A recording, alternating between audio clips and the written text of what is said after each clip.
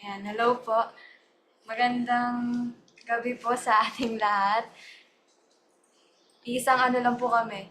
Um, isang busy lang po kami ni Sister Bina. At ayun po, kamusta po kayo? So, ano po, masaya po ako na nagagalak po yung aking puso na makapag-share po ulit dito sa prayer meeting, no?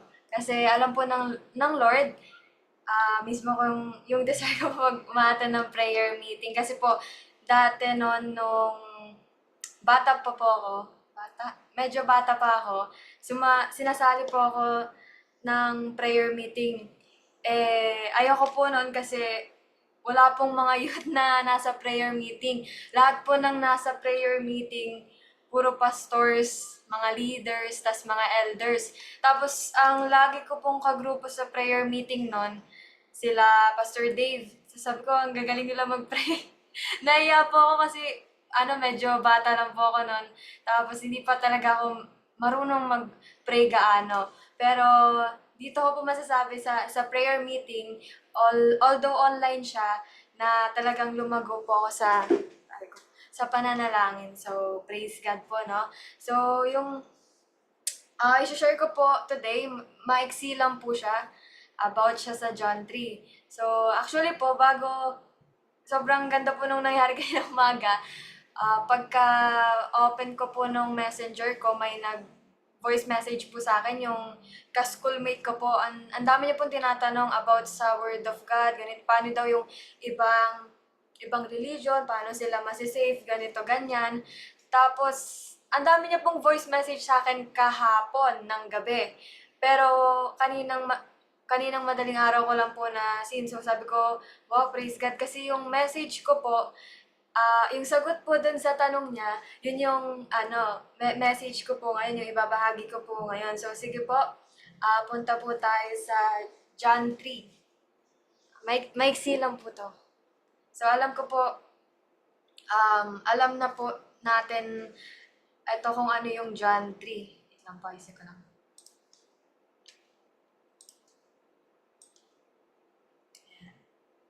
So, di ba po alam na po natin yung story ni Nicodemus, yung time na lumapit siya, pumunta siya kay Jesus nung gabi. So, ito po yun. So, sabi dito, sa John 3 po, there was a man, English mo na ba? There was a man of the Pharisees named Nicodemus, a ruler of the Jews. So, basahin ko muna po. This man, pray muna pa pala tayo. Sorry po, medyo kinabahan ako. Sige po, Amang Diyos, pinupuri ka po namin, pinapasalamatan at sinasamba. Amang Diyos, maghari ka po sa oras na ito, sa service na ito, Panginoon. Lord God, itago mo po ako sa iyong likuran. Hayaan mo, Panginoon, ng iyong banal na Espiritu ang magturo sa amin, Lord God, ng salita mo, Panginoon, sa araw na ito. Ano man, Lord, yung ibabahagi mo, yung message mo para sa amin sa araw na ito, para sa bawat tao, Panginoon, na naririto at makikinig, Panginoon, ng service na ito, Panginoon, nawa, Lord God, tumanim sa bawat isa ang salita mo, Lord God, na ano man, Lord, ang ituturo mo, makorek kami sa aming puso, Lord God, sa anumang ginagawa namin, maitama kami sa aming pamumuhay, Panginoon. Lord, samahan mo po kami sa gabing ito, Lord God, at dalangin ko po, Panginoon, ang bawat isa ay mapuspos, Panginoon, ng iyong Espiritu, mapuspos ng iyong salita, Panginoong Jesus. At salamat, Lord, purihin ka, sambahin ka, at niluluwalhati po namin ang pangalan mo. Sa tanging pangalan mo lamang, Jesus. Amen. Amen. So, yan ako ito mag-pray. So, balik po tayo sa John 3. Sabi dyan, there was a man of the Pharisees named Nicodemus, a ruler of the Jews. This man came to Jesus by night and said to him, Rabbi, we know that you are a teacher come from God, for no one can do these signs that you do unless God is with him. And last verse po, Jesus answered and said to him, Most assuredly, I say to you, unless one is born again, he cannot see the kingdom of God. So, tatlong verse lang po yung pag-aaralan natin ngayon. So, balik po tayo sa verse 1. So, sabi po dito, there was a man of the Pharisees named Nicodemus. So, sinasabi po dito sa verse 1 na si Nicodemus Nicodemus po is isang Pariseo. Di ba po kilala naman na natin yung mga Pharisees, di ba? Ano po bang meron sa mga Pharisees? Um, una, una po yung mga Pharisees, sect po kasi sila, S-E-C-T, sekta sa Tagalog. And yung sect po na nila yon, ano po yun, mahigpit. Diba? Mahigpit po siya na kailangan, ito yung susundin mo, ito yung gagawin mo. Kaya sabi po, kaya tinatawag silang strictest sect, mahigpit po. Kumbaga, kilala po sila dun sa mga traditions nila. No? Na yung mga traditions na yon, yun po yung ginagawa nila para, kumbaga, yung commandments ni Lord, yung utos ni Lord, pinapawalang bisa nila para matupad yung mga tradisyon po nila. So, makikita po natin yon sa Mark 7, diba? 7 to 8, binanggit doon. Then, yung mga Pharisees po, sila din yung mga nagtuturo ng kautusan, maalam sila. Alam nila yung kautusan, alam nila kilala nila yung mga prophets, kilala nila si Moises, si Abraham, alam nila yung mga prophecies, di ba po? Pero, alam din nila, di ba may Messiah na darating. Pero ano pong na-miss out ng mga Pharisees? Na-miss out nila na nasa harapan na pala nila yung Messiah, nasa harapan na pala nila yung fulfillment ng kautusan na binabasa nila, yung kautusan na memorize nila sa isip nila, na-miss out nila yun, di ba? Kasi nireject nila si Jesus. So sila, they are teachers of the law, pero sila mismo na nagtuturo ng kautusan sa mga tao, sila mismo hindi nila tinutupad yon, di ba? Hindi po nila ginagawa. Tapos yung mga Pharisees din po, ginagawa nila yung mga ceremonial washings, yung purification yan. Tapos yung fasting, nagfa-fast din po sila. Di ba? Kung mababasa po natin yung Bible, talagang nagfa-fast yung mga Pharisees. Nagfa-fast, nagpe-pray din po sila, and they make long prayers, mahaba sila pag nananalangin, tapos yung damit din nila mahaba, no, para nakikita sila sa marketplace. Gustong-gusto nila, no, na naririnig at nakikita ng mga tao, naririnig sa mga tao na tinatawag silang teacher, kaya mahaba yung mga damit nila. So, ayun, lahat ng yon, yung fasting, yung pagpipray, yung pagtuturo nila, lahat ng yon ginagawa nila hindi para kay Lord, hindi para sa papuri ng Diyos. Ginagawa nila po yung lahat ng yon, according sa Bible, para sa papuri ng mga tao. They want to hear yung praises ng mga tao. Kumbaga yung mga bagay na yon, ginagawa po nila outwardly, panlabas. No? At ayon sa mga Pharisees din po, based sa kanila, yung pagiging matuwid, magiging matuwid ka kapag sumusunod ka sa kautusan. Di ba po, ayun, pag sumusunod ka sa kautusan. So, pag di mo nasunod tong isang kautusan na ito, hindi ka na matuwid. Di ba? Tapos, panghuli, sinunod ko po dito na yung mga Pharisees, marami sa kanila yung tanong na, bakit? Bakit at saka, bawal yan. 'Di ba sa mga Pharisees po sinasabi nila, bakit si Jesus nagpapagaling siya Sabbath day ngayon? 'Di ba araw ng pamamahinga ngayon, bakit si Lord ginagawa niya to? Sabi din nila na bakit yung mga disciples ni Jesus hindi sila nagfa-fasting, pero kami mga Pharisees, tas yung mga disciples ni John, nagfa-fasting kami palagi. Pero bakit yung disciples ni Jesus hindi nagfa-fasting? 'Di ba? Tapos, bakit sila hindi mo na yung mga bawal naman nila yung, di ba, bakit di sila naghugas ng kamay bago sila kumain? So, para sa kanila, yung taong hindi naghugas ng kamay bago kumain, marumi na, defiled na, di ba? So, sila yun, yung bawal mong buhatin yung kama ba yun? Mat or yung bed mo. Di ba nung may pinagaling si Jesus nung Sabbath day, sabi niya, pinagbabawal nilang magbuhat nung bed or nung kama kasi nga Sabbath day. Di ba po? So sa kanila yung maraming bawal, maraming bakit, pero sila mismo, hindi nila tinutupad yung mga pinag-uutos nila, di ba? Yung mga pinagpapapasan nila sa mga tao. So, yun po, little background lang sa mga Pharisees kung sino ba sila. And si Nicodemus po, itong pag-aaral natin dito sa John 3, si Nicodemus, isa siyang Pariseo, isa siyang ruler, pinuno ng mga Hudyo. Now, yung pinuno ng mga Hudyo na ito, yung Pharisee na ito, pumunta siya kay Jesus ng gabi. Sabi dyan, no, this man came to Jesus by night. So, bakit si Nicodemus pumunta siya ng gabi? Bakit hindi si Nicodemus pumunta ng umaga? Bakit hindi tanghali? Bakit hindi hapon? Bakit gabi? So, unlike other Pharisees, si Nicodemus, hindi siya katulad ng iba na gustong papatay si Jesus, gustong i-mock, gustong i-persecute si Jesus. Etong taong to, si Nicodemus, na-amaze siya kay Jesus. And at the same time, naku-curious siya, anong meron kay Jesus? Kasi, based sa sinabi niya dyan, Rabbi, we know that you are a teacher come from God. So, na-amaze siya sa ginagawa ni Lord, sa mga miracles na ginagawa ng Panginoong Hesus. Pero pumunta siya ng gabi, by night, kasi nga natatakot siya dun sa mga kasama niyang Pharisees. Kasi yung mga kasama niyang Pariseo, ayaw nila kay Lord, ayaw nila kay Jesus, nire-reject nila si Jesus, lahat ng teachings ni Jesus, diba, gusto nilang ipapatay, gusto nilang i-destroy si Jesus. Kaya si Nicodemus, diba, umahanap siya ng time, paano niya makakausap si Jesus.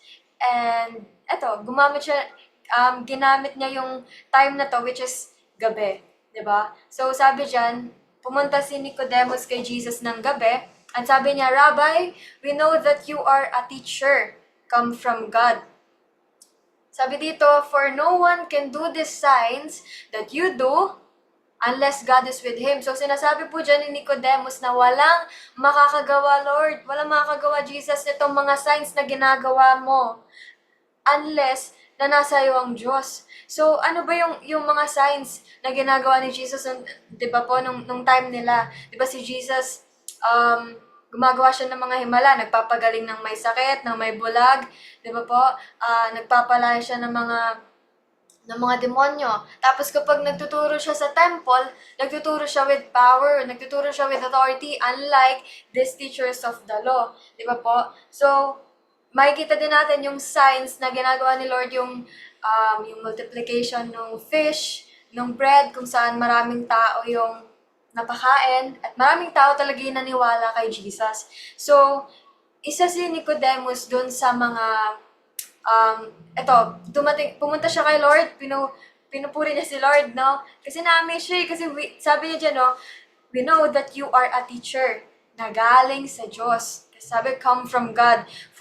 Sabi niya, wala makakagawa nito mga ginagawa mo, Lord. These signs, wala makakagawa nito unless nasa Kanya ang Diyos. Diba? So, dito po yung tanong na pumasok sa isip ko, na bakit ganito yung reply ni Jesus kay Nicodemus. Habang binabasa ko po to,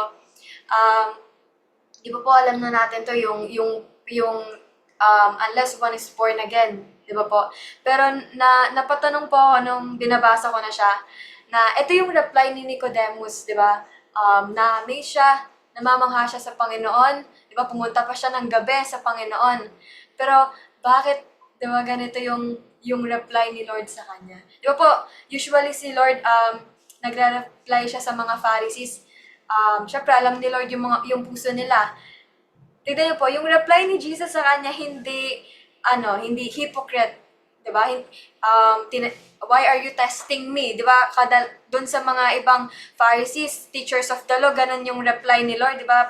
Hypocrite, mapagkunwari, bakit niyo ako tinetest, 'di ba? Kasi pinipraise nila si Lord, pero totoo, hindi nila pinipraise si Lord. Tinetest lang nila yung magiging sagot, magiging reply ni Lord. Pero ito mismo si Jesus, alam niya yung puso ni Nicodemus na hindi siya nagkukunwari. Na totoo, na si Nicodemus, na-amaze siya kay Lord, na totoo, na lumapit talaga si Nicodemus kay Jesus. Never niya sinabihan si Nicodemus ng hypocrite, di ba? And at the same time, yun sa pangalawa, hindi niya rin sinabi kay Nicodemus na Balat ka, Nicodemus, kasi alam mo yan. Alam mo that no one can do the signs na ginagawa ko unless nasa kanyang Diyos. Wala pa sinabi si Lord na mapalad ka, Nicodemus. Alam mo yan, di ba? Ano pong sabi ni Lord? Most assuredly, I say to you, kay Nicodemus. Ang sabi po ni Lord, kung papansinin po natin, kaya po nasa English po tayo kasi, sabi po ni Nicodemus, di ba? No one can do these signs that you do unless, may word na unless God is with him. Pagdating sa answer ni Jesus, dun sa sinabi ni Nicodemus, ano po sabi ni Jesus? Most assuredly, I say to you, unless, di ba? Ginamit ni Lord yung word na unless. Unless one is born again, he cannot see the kingdom of God. So, dito po ako napatanong na bakit ganito yung yung answer ni Jesus kay Nicodemus. Bakit sinabi ni Lord, di ba kung iisipin mo, parang layo ng sabi ni Lord, di ba? Pinupuri siya ni Nicodemus, pero sabi ni Lord, unless one is born again, he cannot see the kingdom of God. Sa Tagalog po niyan, malibang ipanganak muli ang isang tao, hindi niya makikita ang paghahari ng Diyos. Di ba po?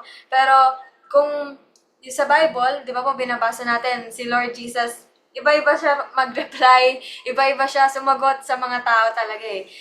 Base yun, di ba, sa nakikita niya sa puso natin at sa pangangailangan natin. I believe, kaya po, ganito yung sagot ni Jesus kay Nicodemus kasi ito po yung kailangan ni Nicodemus. Ano po yun? Ma-born again siya. Dahil si Nicodemus po, alam niya yung kautusan. Parisi nga po siya eh, 'di ba? Sa ulo niya lahat 'yon. Sa ulo niya lahat ng feast, ginagawa niya 'yon. Nagpe-pray siya, long prayers pa, 'di ba? Nagfa-fasting din sila. Talagang nandun sila sa strictest sect. Pero ang gusto ni Lord, ang kailangan niya na sinasabi ni Lord dito, unless one is born again, he cannot see the kingdom of God. Di ba na-amaze si Nicodemus dun sa signs, dun sa miracles na ginagawa ni Lord Jesus. Di ba? Sabi niya yan, no one can do the signs that you do unless nasa yung Diyos. Di ba? So na-amaze siya dito sa miracles, dito sa signs, dito sa mga naniniwala siya, na yung miracles, yung sign na ginagawa ni Lord, talagang si Lord Jesus, galing siya sa Diyos. Pero higit na gustong malaman ni Jesus, gusto niyang ipasabi kay Nicodemus, etong bagay na to. Unless one is born again, he cannot see the kingdom of God. Dahil alam ni Jesus, yes, alam ng taong to ang kautusan, di ba? Alam ng tao to, alam ni kautusan, pero meron siyang kailangan eh. Ano po yun? Ma-born again. Because si Nicodemus, he is dead. He is dead in spirit. Diba po? So, si Jesus, he's speaking intentionally, directly, diba? Kay Nicodemus, diba po? Kasi diba, kung mapapansin natin sa pagbabasa natin ng Bible, pag si Lord nag-a-answer siya ng mga questions, una, nire-reveal ni Lord, medyo malalim eh. Pag binabasa mo yung Bible, nire-reveal ni Lord yung mysteries of the kingdom of heaven. Yung mysteries of kingdom of heaven. Una, nire-reveal niya yun, di ba po? Di ba, figuratively, minsan di mo maintindihan yung Bible, di ba? Kaya kailangan natin ng Holy Spirit pag nagbabasa tayo ng Word. Pangalawa, yung revelation ni Lord para sa'yo. Diba? Katulad nito ni Nicodemus, una, nire-reveal ni Lord yung mysteries of the kingdom of heaven na ano yun, na tayong mga tao kailangan natin born again. Yung born again na tinutukoy, hindi po yung religion, di ba po? I believe si Pastor Nex, di ba, ilang beses niya na to na ituro na yung born again na to na tinutukoy dito ni Jesus, hindi yung religion, di ba? Pero yung born again na to, ito yung kaya born again, bakit kailangan ipanganak muli? Kasi may namatay. Di ba? Namatay po tayo sa spirito na kailangan muling mabuhay. Di ba po? Kasi, bakit kailangan muling mabuhay? Di ba po? Kasi, sige po, puntahan natin dun sa, John 4 po, 23. John 4:23, sabi po dyan, ayan, "But the hour is coming, and now is," ngayon na, "when the true worshipers will worship the Father," saan daw po? "In spirit and truth. For the Father is seeking such to worship Him." Ganito po yung worship na kinalulugdan ng Diyos. When we worship the Father in spirit and truth. Bakit? Kasi, pagdating po natin sa 24, God is Spirit. Amen? God is Spirit. And those who worship Him must worship in Spirit and truth. Amen po? So, balik po tayo dun sa dun sa John 3. Yan, sa 3 na. Saan ba ako? So, ayan po, di ba? Bakit we must be born again? We must be born of the Spirit. Ipanganak na muli sa Espiritu. At ito yung, di ba po, kailangan ni Nicodemus because he was dead in spirit. Now, di ba, paano sila Nicodemus, they were dead in spirit. Puntahan po natin sa Matthew 23, verse 25. Ito po. Sabi po dito, Tagalog po. 23, 25, yan. Sabi po dyan, "Kahabag-habag kayo, mga tagapagturo ng kautusan, at mga pariseyo, mga mapagkunwari. Nililinis nyo ang labas ng tasa at pinggan, ngunit ang mga iyon ay puno ng kasakiman at pagiging makasarili." 26 po. "Bulag na pariseyo, linisin mo muna ang nasa loob ng tasa at pinggan at magiging malinis din ang labas nito." 27 po. "Kahabag-habag kayo, mga tagapagturo," ng kautusan at mga pariseyo, mga mapagkunwari, ang katulad nyo'y, mga libingang pinaputi, magaganda sa labas, ngunit ang loob ay bulok at puno ng kalansay. So, ibig sabihin, maganda sa labas. They were alive outside. Outside, no, buhay sila. Buhay na buhay, di ba? Magaganda nga sa labas eh. Pero yung loob, ito ay bulok. Ito ay puno ng kalansay. That's why Jesus is telling, no, to be born again. Born again meaning sa spirit. Diba po? And these Pharisees, magaganda sila panlabas. Diba? Nakikita ng mga tao, mahaba sila mag-pray. Nagpa-fast sila. Diba? Nakikita ng mga tao, mahaba yung robes nila, yung mga damit nila. Nakikita ng mga tao, sa ulo nila yung law. Diba? Lumalabas sa mga bibig nila yung law. Lumalabas sa bibig nila yung prophecies nga kasi sa ulo nila. Even yung about sa Messiah, lumalabas sa bibig nila. Pero yung loob nila, it is dead. Sabi dyan, ito ay bulok. Ito ay puno ng kalansay. Diba po? Kaya, balik po tayo sa John 3, sinasabi to ni Lord kay Nicodemus kasi ito yung kailangan niya. Na kailangan niya born again. Kailangan niyang ipanganak muli. Hindi specific, hindi literally na ipapanganak siya muli pabalik siya sa nanay niya. Di ba kaya po yung naging sagot niya dyan sa baba, pero hindi na po natin pag-usapan yan. Pero nais ni Lord kay Nicodemus, ma-born again siya. Diba? Panganak siyang muli sa Espiritu. No? I believe si Lord, He is literally speaking directly dito kay Nicodemus. Hindi lang sa kanya, maging sa mga tagapagturo ng kautusan, mga pariseyo. Si Lord, ni-reveal niya rin tong bagay na to, hindi lang para sa kanila, no? Pero para sa mga unbelievers, di ba? Sa ating lahat, di ba po? And even sa atin ngayon, di ba? Kasi ito po yung message ni Lord. And ito rin po, yung word na it is directly speaking to us today po. Di ba po? So, dito po papasok yung sabi dito, unless one is born again, he cannot see the kingdom of God. Kung ang isang tao, hindi maipapanganak muli, hindi ma-born again of the Spirit, hindi niya makikita ang paghahari ng Diyos. Di ba po?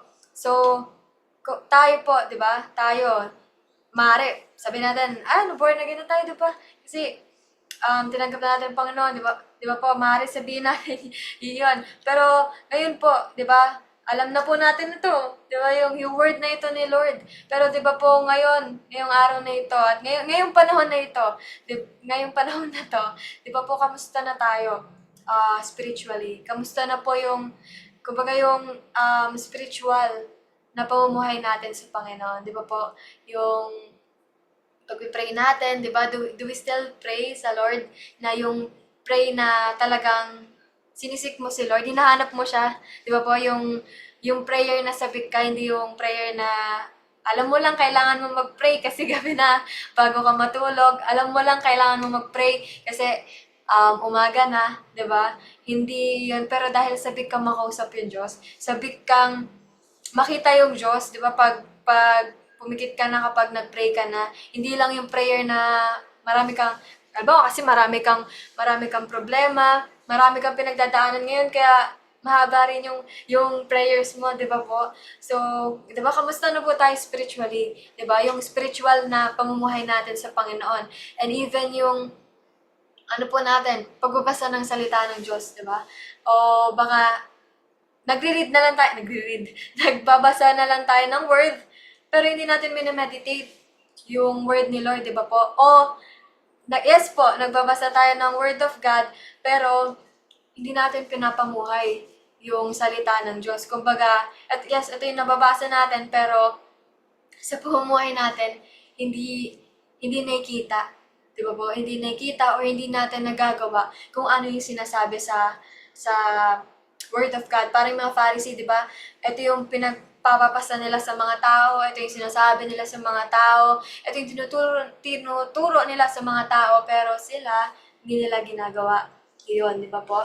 So, di ba po? Yun po eh. Kamusta na tayo spiritually, di ba? Kamusta na po yung relationship natin sa ating amang Diyos, di ba po? Kaya, punta po tayo sa Revelations, chapter 3.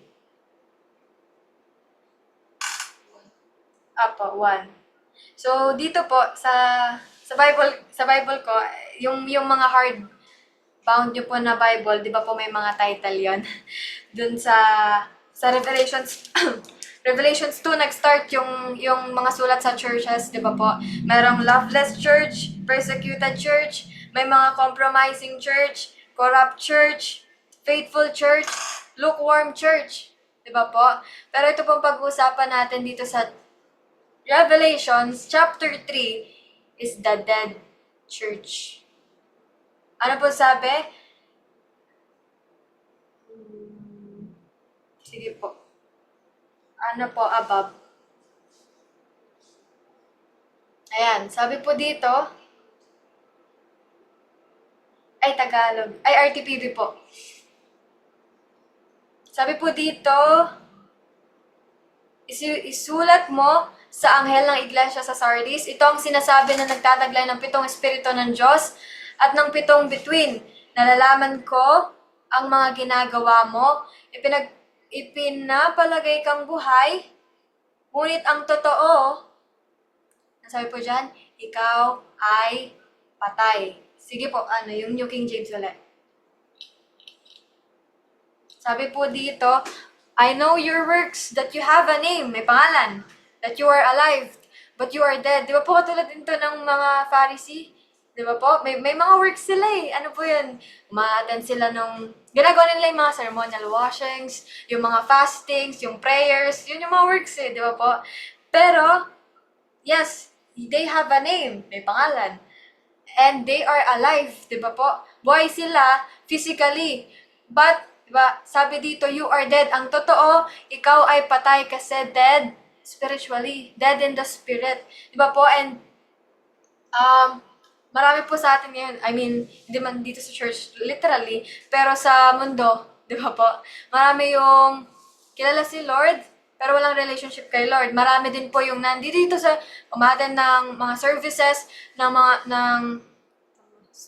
services, umaten ng mga services, no po, pero, wala pa pala silang relationship kay Lord o kaya yung pamumuhay, 'di ba, sa Panginoon, yung nananalangin, nakakapagbasa ng salita niya. Kumbaga, yun ina-explain na talagang dead in the spirit pa. Kaya sabi dito, I know your works. You have a name. You are alive. Pero sabi dito, you are dead. Sige po, Tagalog ulit.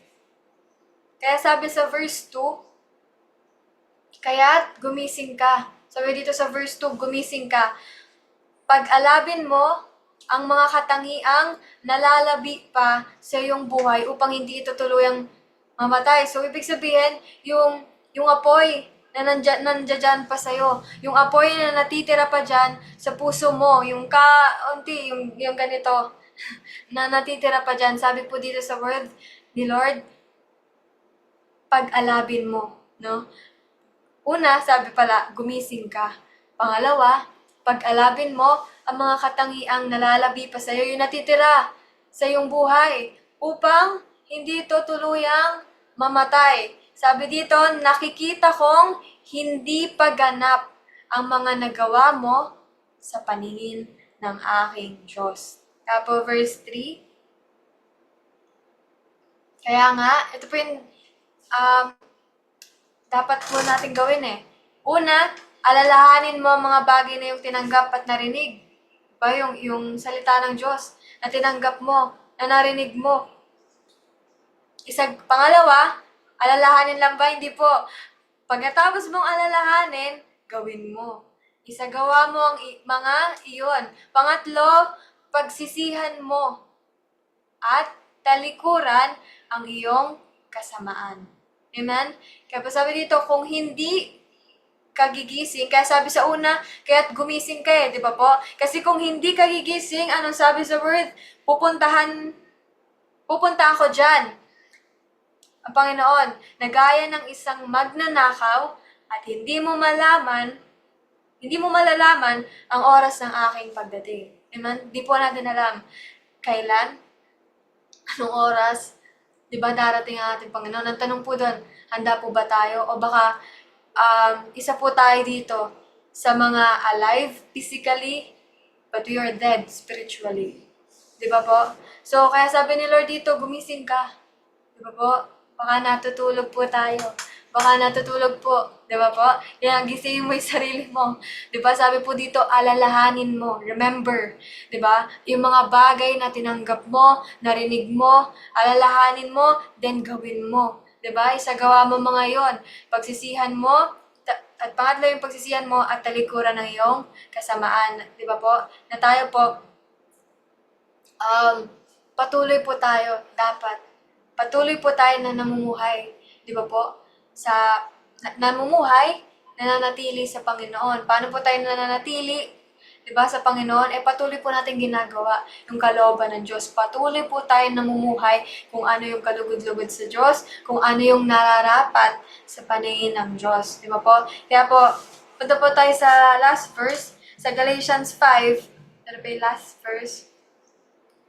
Galatians 5 verse 25 sa above po.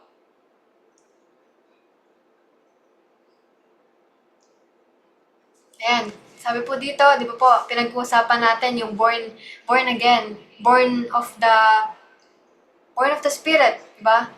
Kung tayo'y nabubuhay sa pamamagitan ng Espiritu, sabi po dito, lumakad din tayo sa patnubay ng Espiritu. Espiritu. Amen po. So sige po, New King James po ulit. Sabi po dyan, if we live in the Spirit, kung tayo po namumuhay tayo sa Espiritu, di ba? Let us also walk in the Spirit. Amen po? Hindi lang tayo na namumuhay. Tama. Nabubuhay ayon sa Espiritu, pero tayo rin lumalakad. Di ba po? Nang ayon sa Espiritu. Amen po? Lumalakad tayo sa Espiritu, ibig sabihin, nakikinig po tayo sa Diyos. Amen po? nakikinig po tayo sa sinasabi ng Panginoon, kung ano yung nararapat, kung ano po yung kalugod-lugod at nais ng Diyos. Amen po. So, ayun lang po.